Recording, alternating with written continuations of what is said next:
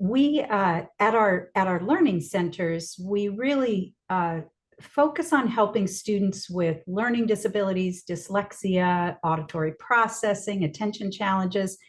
So kids, teens, adults who are bright but struggling with some aspect of school, sometimes socially as well.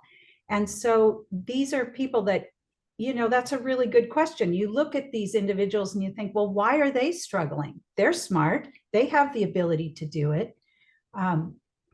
But there are underlying skills that have to be in place to support learning. And we don't even really think about them very much when kids go to school. It's just, you assume they go to school, they're ready to learn. But there are whole sets of underlying skills that need to be in place. And if any of those are weak or inefficient, it's going to cause them to struggle. We think about learning like a continuum. So think of it kind of like a ladder, with school skills and study skills actually are pretty close to the top too.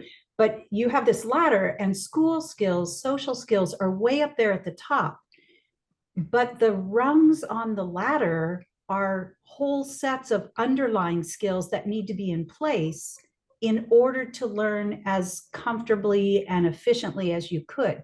So down at the very bottom rung of the ladder are what we call core learning skills. And these are really,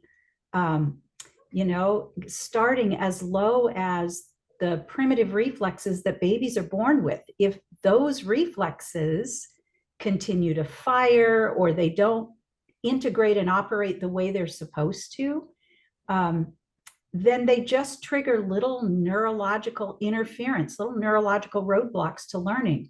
And it's not that you can't get around it. We can, but it takes longer. You have to work harder. It impacts your attention.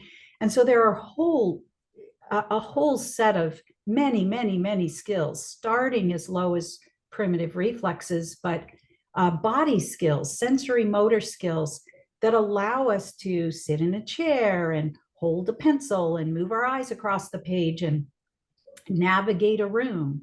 Those are all core learning skills. And really, those skills need to be so automatic that you don't even think about them. I mean, if I have to think about right now not falling out of my chair, well, I'm not going to be able to speak cohesively or listen or learn.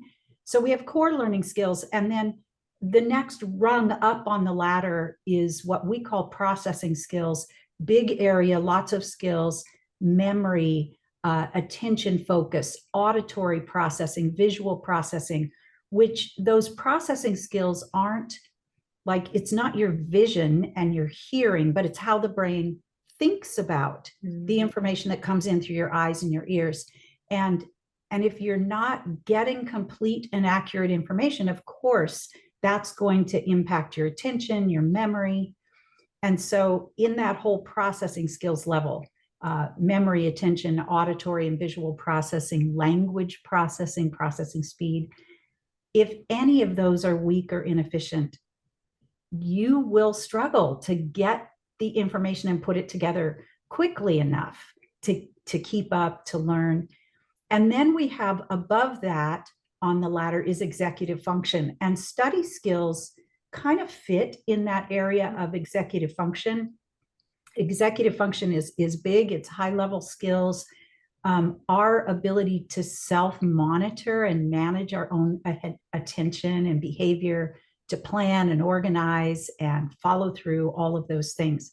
So really, as you said, if students are struggling, it's a skills problem. There's something underneath that's not supporting them well enough. And so then what we see as parents and teachers, we see that they're struggling to get their homework done, or they're struggling with reading, or they don't seem to comprehend. But all of those are higher level, they're sitting at the top of the ladder, and there are things underneath to support them.